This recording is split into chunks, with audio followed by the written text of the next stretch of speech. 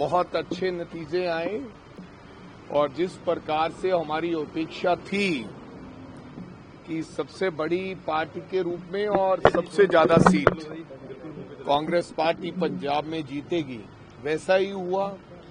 लोगों ने विश्वास जताया है कांग्रेस पार्टी में और नए संकेत दिए हैं 2027 के लिए कि लोग ये महसूस करते हैं कि कांग्रेस पार्टी ही ऐसा पार्टी है जो पंजाब का नेतृत्व कर सकती है और ये भविष्य में के संकेत दिए। अब हमें जोरदार तरीके से लगना होगा और ओवर कॉन्फिडेंस में ना होकर जमीन स्तर पर जाकर नए लोगों को जिम्मेदारी देनी होगी।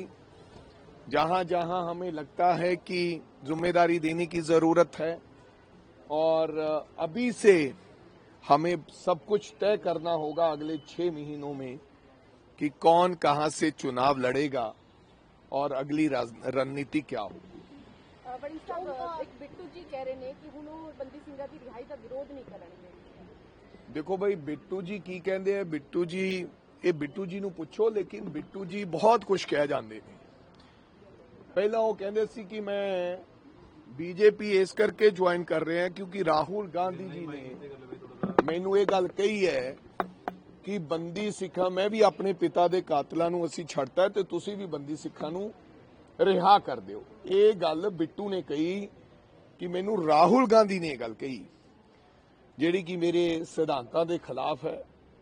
ਅੱਜ ਜੋ ਇਹ ਗੱਲ ਕਹਿ ਰਹੇ ਨੇ ਕਿ ਮੈਨੂੰ ਕੋਈ ਇਤਰਾਜ਼ ਨਹੀਂ ਬੰਦੀ ਸਿੱਖਾਂ ਦੀ ਰਿਹਾਈ ਤੇ ਹੁਣ ਬਿੱਟੂ ਜੀ ਦਾ ਤਾਂ ਕੋਈ ਪਤਾ ਨਹੀਂ ਨਾ ਬਿੱਟੂ ਜੀ ਕਦ ਕੀ ਕਹਿੰਦੇ ਨੇ, ਲੇਕਿਨ ਹਾਂ ਦੇਸ਼ ਦੇ ਸੰਵਿਧਾਨ ਦੇ ਮੁਤਾਬਕ ਕਨਸਟੀਟਿਊਸ਼ਨ ਆਫ ਇੰਡੀਆ ਦੇ ਮੁਤਾਬਕ ਜਿਹੜਾ ਵਿਅਕਤੀ ਇਸ ਦੇਸ਼ ਦੇ ਸੰਵਿਧਾਨ 'ਚ ਵਿਸ਼ਵਾਸ ਰੱਖਦਾ ਹੈ, ਲੋਕਤੰਤਰ 'ਚ ਵਿਸ਼ਵਾਸ ਰੱਖਦਾ ਹੈ, ਉਹਨੂੰ ਕਿਸੇ ਵੀ ਕਿਸਮ ਦਾ ਕੋਈ ਇਤਰਾਜ਼ ਪਰੇਸ਼ਾਨੀ ਨਹੀਂ ਹੋਣੀ ਚਾਹੀਦੀ ਕਿਉਂਕਿ ਜੋ ਕਾਨੂੰਨ ਦੇ ਤਹਿਤ ਜੋ ਗੱਲ ਹੈ ਉਹਨੂੰ ਮੰਨ ਲੈਣਾ ਚਾਹੀਦਾ ਹੈ। ਜੇ ਸਜ਼ਾਵਾਂ ਪੂਰੀਆਂ ਹੋ ਗਈਆਂ ਨੇ ਤਾਂ ਉਹਨਾਂ ਦੀ ਰਿਹਾਈ ਹੋ ਜਾਏ, ਕਿਸੇ ਨੂੰ ਕੋਈ ਇਤਰਾਜ਼ ਨਹੀਂ ਹੋਣਾ ਚਾਹੀਦਾ। बट बिट्टू जी ਦੀਆਂ ਗੱਲਾਂ ਤੇ ਮੈਨੂੰ ਹਜੇ ਵੀ ਕੋਈ ਸ਼ੱਕ ਲੱਗਦਾ ਹੈ। जलंधर लोकसभा चुनाव भी जो अनाउंस कर देगी बाई इलेक्शन है जलंधर, तो उसको लेकर कांग्रेस की कैसी तैयारी है?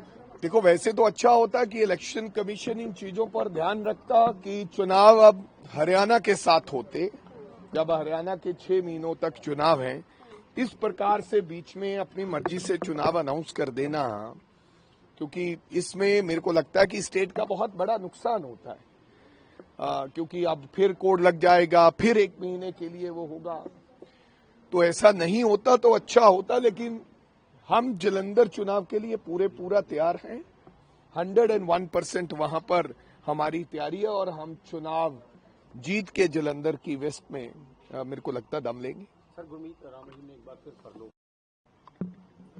गुरमीत राम रहीम जी अब उनका अधिकार है, वो जब भी कुछ मांग सकते हैं, हमें तो इस बात का कोई एतराज नहीं है। कोई बंदा मांगता है पेरोल पर मैं कहूं कि मेरे को किसी बात का एतराज है, ये उसका उनका अधिकार है, तो वो देना ना देना तो सरकार का काम है। बड़ी साहब नीट एग्जाम को लेकर बड़े सवाल उठ रहे हैं और कई छात्रों ने इसमें भविष्य से खिलवाड़ इसको बताया। कैसे आप देख रहे हैं? 100% हमने तो अपने मैनिफेस्टो में भी लिखा था ये बिल्कुल अन्याय और धक्का है। कब खत्म होंगे ये पेपर वाला काम, पेपर लीक वाला?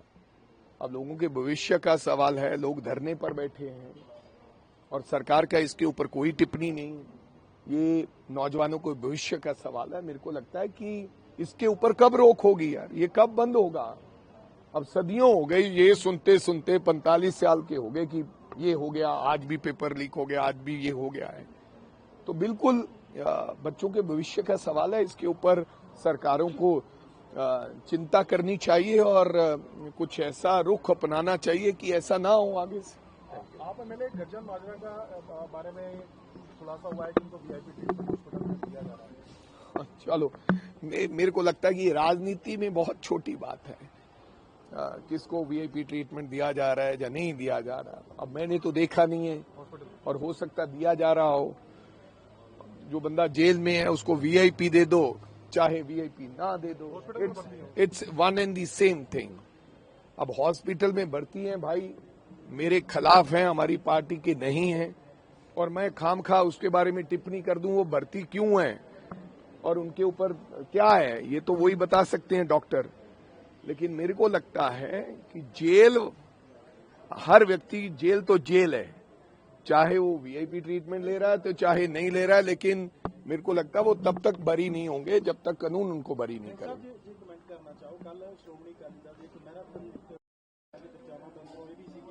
ਪ੍ਰਧਾਨ ਬਦਲਣ ਦੀ ਗੱਲ ਹੈ, ਉਹਨਾਂ ਦੇ ਆਪਣੇ ਵੱਡੇ ਲੀਡਰ ਚਰਨਜੀਤ ਸਿੰਘ ਬਰਾੜ ਹੋਣਗੇ, ਇੱਕ ਖੁੱਲਾ ਪੱਤਰ ਵੀ ਉਹਨਾਂ ਤੱਕ ਪਹੁੰਚਾਇਆ ਕਿ ਤੁਸੀਂ ਸਮਾਂ ਨਹੀਂ ਦਿੱਤਾ। ਚਲੋ ਮੈਂ ਪੱਤਰ ਰਾਹੀਂ ਦੱਸਦਾ ਕਿ 5 ਮੈਂਬਰੀ ਕਮੇਟੀ ਬਣਾ ਲਓ ਤਾਂ ਕਿ ਪ੍ਰਧਾਨ ਦੀ ਜਗ੍ਹਾ ਤੇ ਉਹ ਫੈਸਲੇ ਲੈ ਸਕਣ ਜਦੋਂ ਤੱਕ ਅਗਲਾ ਪ੍ਰਧਾਨ ਨਹੀਂ ਬਣਿਆ ਜਾਂਦਾ। ਆਪਣਾ ਮੈਰਾਥਨ ਮੀਟਿੰਗ ਦੇ ਵਿੱਚ ਤੁਸੀਂ ਕੀ ਕਮੈਂਟ ਕਰਨਾ ਚਾਹੋਗੇ? ਸੁਖਦੇਵ ਸਿੰਘ ਢੀਂਡਸਾ ਸਾਹਿਬ ਨਹੀਂ ਪਹੁੰਚੇ, ਬਿਕਰਮਜੀਤ ਮਜੀਠੀਆ ਨਹੀਂ ਪਹੁੰਚਦੇ, ਸਿਕੰਦਰ ਸਿੰਘ ਮਲੂਕਾ ਨਹੀਂ ਪਹੁੰਚਦੇ।